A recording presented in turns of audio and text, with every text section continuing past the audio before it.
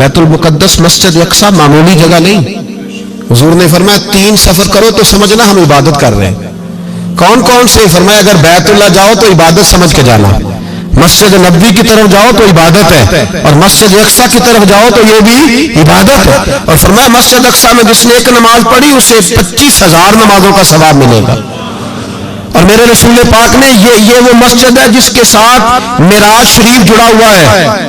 قرآن پاک نے کہا کہ اس مسجد میں سبحان اللہ ذی اسریٰ بعبدہ لیلا من المسجد الحرام الی المسجد الاقصی.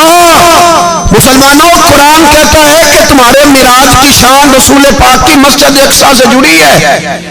جس محبوب کو رب معراج کرائے تو مسجد اقصی میں لا کے کرائے. وہ جگہ معمولی جگہ ہے, وہ معمولی جگہ ہے. مسجد اقصی نبی پاک نے وہاں نبیوں کی امامت کرائی. 17 مہینے اس مسجد کی طرف منہ کر کے تیرے اور میرے رسول نے نمازیں پڑھی.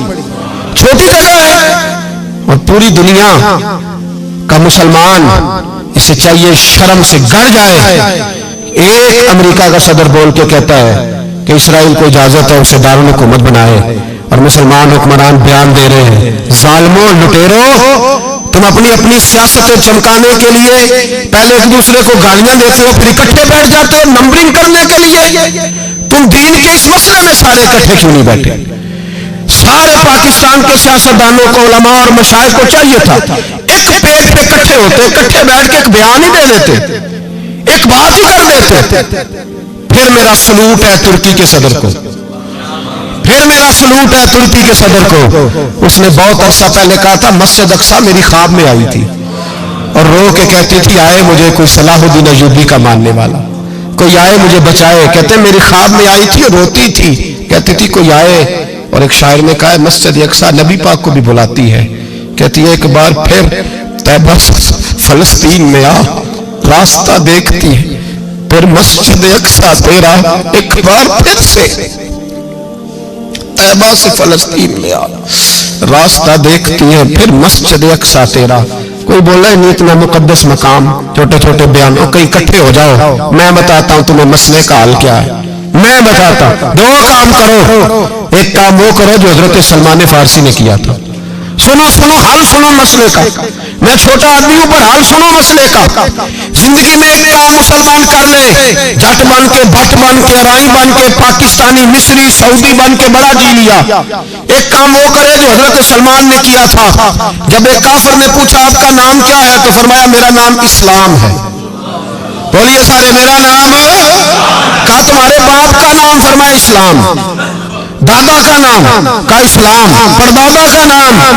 بازو تیرا توحید کی قوت سے قوی ہے, اسلام تیرا دیش ہے تو مصطفی ہے. ایک کام وہ کرو جو حضرت سلمان نے کیا تھا. کافر جب پوچھے تو کہو ہم سارے اسلام ہیں. ہم سارے کیا ہیں؟ ہم پہلے مسلمان ہیں, باقی بعد میں کچھ اور چیز. دوسرا کام وہ کرو جو حضرت امیر معاویہ نے کیا تھا. سن لو یہ حال ہے اس مسئلے کا. سنو, حضرت مولا علی شیر خدا رضی اللہ تعالیٰ عنہ اور جناب امیر معاویہ کی جنگ ہو رہی تھی, لڑائیاں ہو رہی تھی, اختلافات تھے, فوجیں بیٹھی تھی. حضرت مولا علی اور جناب امیر معاویہ کی جنگ ہو رہی تھی. تو روم کے بادشاہ نے, عیسائی بادشاہ نے حضرت علی کو خط لکھا کہ میں تیرے اوپر حملہ کرنے والا ہوں. خط لکھا نا حضرت علی کو, تو جواب حضرت امیر معاویہ نے دیا.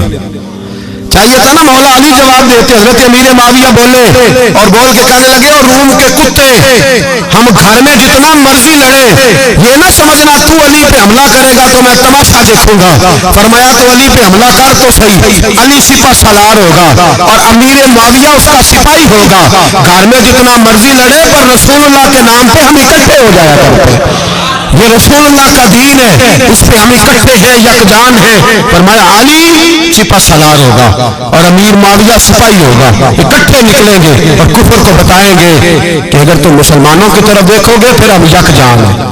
پھر ہم بولیے پھر ہم گنبد خضرا کے سائے تلے ایک ہیں, ایک ہیں, ایک تھے اور ایک رہیں گے. اس لیے یہ 2 کام اگر مسلمان کرے, 2 کام, ٹھیک ہے اختلاف ہو گئے, بڑا کچھ ہو گیا, لیکن ان سے کہیں کہ جب تم آؤ گے تو پھر ہمیں علیحدہ علیحدہ نہیں پاؤ گے. پھر ہمیں تم اکٹھے پاؤ گے، اکٹھے میدان میں نکلیں گے، اور کوئی اتنی لمبی چوڑی بات نہیں، میں کیا کروں، میرا تو آئیڈیل بنتا جا رہا ہے طیب اردگان۔ عجیب بات ہے نا کہ اس کے پاس اپنی طاقت آپ سے کمزور ہے، آپ کی تگڑی ہے، اس کے پاس جو فوجی طاقتیں ہیں وہ اپنی جگہ پر، آپ کی فوجی طاقتوں کا لوہا مانتی ہے دنیا، لیکن پھر مجھے کہنے دو نا، میدان میں بندہ ایٹمی طاقت سے نہیں لڑتا، ایمان کی قوت سے لڑتا ہے۔ تو بول اٹھا ہے نا، کیا کر لیا اس نے اپنی پارلیمنٹ سے خطاب کیا ہے، مطالبہ ہے، علماء سے گزارش ہے، مشائخ سے گزارش ہے، ہر مکتبہ فکر کے آدمی سے گزارش ہے، علماء اور سیاستدانوں سے اپیل ہے کہ پارلیمنٹ کا مشترکہ اجلاس بلائیں، مشترکہ، اس میں ہر سیاسی جماعت کا لیڈر بیٹھے اور اکٹھے بیٹھ کے ان کو یہ میسج دیں کہ بازو تیرا توحید کی قوت سے قوی ہے، اسلام تیرا دیش ہے، تو مصطفی، اور ان کو بتائیں کہ ہزاروں قومیں وجود میں آئیں، دہر میں خشک تر کے رشتے سے ہم نے بنیاد دوستی رکھی، یاد خیر البشر کے رشتے سے۔